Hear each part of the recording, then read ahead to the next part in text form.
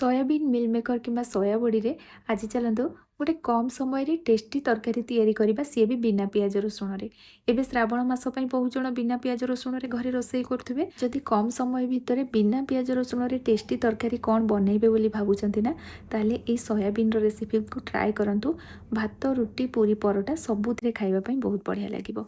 एमिति तो आमे सोयाबीन तरकारी तैयारी कले ताकू भाजी की तैयारी करंती किंतु एठी आमे टिके अलगा तैयारी करबा हेले बहुत बढ़िया टेस्ट लगे गोटे थर निहाती भाव में ट्राए करूँ से वीडियो को एंड जाए देखिए जदि रेसिपी पसंद आसो ना प्लीज वीडियो को लाइक करके जी चैनल जदि नुआ अच्छा सब्सक्राइब करेंगे फेसबुक पेज रे देखुले निश्चित भाव में फॉलो करनी चलतु स्टार्ट करिबा आज रेसिपी। ये सोयाबीन तरकारी तैयारी करने मुझे गोटे गिना सोयाबीन नहीं गली एपटे पानी गरम करनबा पानी रे टिके लुण दबा लुण देले कौन हम सोयाबीन टा ना भितर फिका फिका लगभग कि अलणिया लगभग तो से मु लुण पकई देती गरम पानी रे सोयाबीन को आम ये पकेबा। एबे गैस रो फ्लेम हाई रखी या 2 ରୁ 3 मिनिट फुटईदबा अधिक समय लगभग 2 ରୁ 3 मिनिट फुटैला भितर देखिए सोयाबीन गुड़ाक फुलीଯିव। एबे गैस रो फ्लेम लो करबा किंबा एठी आपण गैस को पूरा बंद कर दे परिबे। एबे गोटे स्ट्रेनर नहीं जिबा और डंका रे एमती अल्प अल्प सोयाबीन आनी एमती स्ट्रेनर रे आमे छाणी दबा। आपण चाहिए एमती अल्प अल्प सोयाबीन को डंका रे ऊपर प्रेस करी करी तो से जो एक्सेस पानीटा रही ना ताकू बाहर कर दे पारिबे किंतु एठी मु कौन कली सब सोयाबीन को बाहर कर नेली तापरे डंका रे देखंतु एमती ऊपर प्रेस करी करी एथिरे थिबा एक्सेस पानीटा को बाहर कर नेली। आपण चाहिए सोयाबीन को एठी ठंडा कला परे हाथ रे चिपुड़ी पारिबे। तो एठी मु याको इंस्टेंट तैयारी करछि ना सेथि डंका रे एमती प्रेस कर देली जहा फल पानीटा एठी बाहरी गला।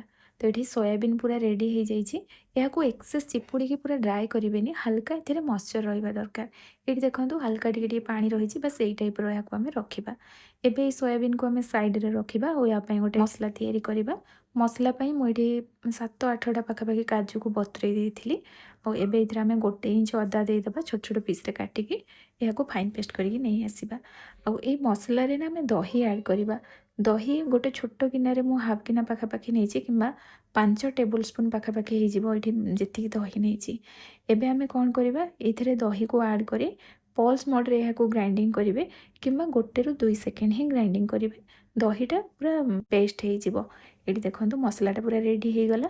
एबे कौन करवा सोयाबीन को गोटे जगह को बाहर करना। जदि सोयाबीन एक्सेस गरम थी आपड़ कौन करेंगे गोटे प्लेट को बाहर करने फैन तले 2 ରୁ 3 मिनिट रखिने यहाँ हल्का ठंडा हो पूरा ठंडा करवा दरकार नहीं हल्का ठंडा है एमती गोटे जगह को बाहर करी एथिरे धनिया गुंड जीरा गुंड ऐड करवा।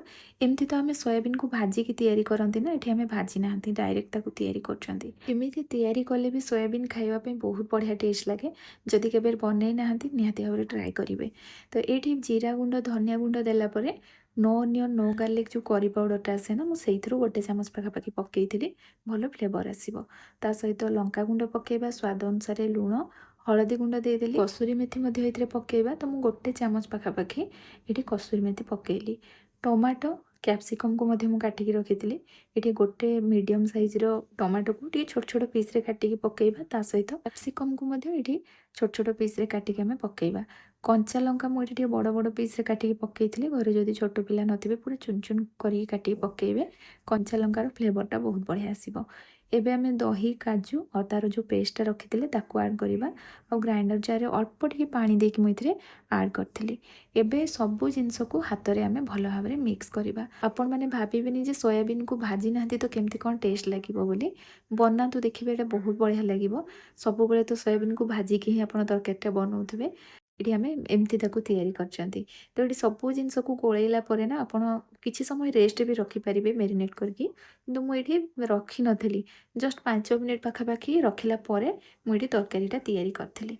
तो एबे आमे कड़े गरम करी एथिरे तेल ऐड करवा ता सहित गोटा गरम मसला ऐड करवा। तो गोटा गरम मसला रे मु दालचीनी लवंग अलैच नहीं ता सहित गुजराती गोटे तेजपत्र गोटे छोट चामच जीरा नवा ये सब जिनस को तेल गरम है ये ऐड करवा। गैस रो फ्लेम लो कर देथिबा जेतेबेले गोटा गरम मसलाटे पकेबा लो फ्लेम रे किछि सेकेंड पई याकू आमे तेल रे भाजिबा जहा फल रे ई मसलार फ्लेवरटा इथिरे बहुत बढ़िया से पळै आसीबो। एबे आमे रखिथिबा सोयाबीन को इथिरे ऐड करिबा और गैस रो फ्लेम हाई करदबा। हाई फ्लेम रे याकू कंटिन्यूअसली चलेबा। इथिरे आमे दही पकेइचंती ताकू एमती ही छाड़ी देबेनी, नहले कोन हबो दहीटा फाटी जिवो। सेति पई हाई फ्लेम रखिबा और कंटिन्यूअसली एमती ताकू चलौथबा जे पर्यंत एटा टिके हल्का फुटिबा आरंभ न होईची। तो ये मुझे कंटिन्यूअसली 2 मिनिट पाखापाखि चलैची। ये देखो ये फुटिबा आरंभ हो जाइतिला कारण हल्का इथे पानी भी पकईथिले। तो मसला को एबे आमे कसिबा किछि समय आउ 2 मिनिट पाखापाखि कसिबा जेमती मसलाटा पूरा भल भाव में कषि हो। ये देखो ये पूरा ड्राए हो जाइए। एमती कहवाई गले तो या आप एमती पूरा कषा भाया करके भी खाई पारे, किंतु मुझे पानी देइथिली। जदि या आप ये टाइप कषा भली रखापी चाहूँगी ताले गैस रो फ्लेम लो करके कभर करी किछि समय भल भाव में कषिबे, नहले मसलाटा कंचा टाइप रो लागिबो। तो ये मुझे पूरा ड्राए है पर्यंत या कषिला ये पानी देदेली। ये अधिक पानी देले भी खायापी से भल लगे। और ये जी पानी देइछि ना या फुटेकी कम करदेवी। तो से अनुसार मु पानी देइछि। ये 5 मिनिट पाखापाखि लो टू मीडियम फ्लेम रखी या फुटे 5 मिनिट पर ये देखूँ एथिरे पानी अधिक नाई आउ ठंडा है ना यहाँ टिके ड्राई हो पूरा टिके लटपटिया टाइप रही रहिबो। लास्ट आमे कौन करबा एथिरे गरम मसला गुंड देदेबा। आउ ये मुझे अल्प घी पकेली, बहुत बढ़िया टेस्ट लगे घी टे पकईदेले और धनिया पत्र पकेबा। सबू जिनस को भल भाव में मिक्स करनबा। ये देखो बिना पियाज रसुण टेस्टी सोयाबीन तरकारी रेडी हो गला। बेसी परिश्रम लगे यहाँ बनवाई किंतु खाइबापी बहुत बढ़िया टेस्ट लगे। और मुझे कहली प्रथम जो टाइप पूरा लटपटिया होगी कषा भाया होता ना, बस से टाइप भी आप रखिकी खाईपारे, बहुत बढ़िया लगे। आज रेसिपी आपण मानक केमी लगे निश्चय कमेंट सेक्शन में जनइबे। जदि रेसिपी पसंद आसथिबो ना प्लीज वीडियो को लाइक करके जिवे।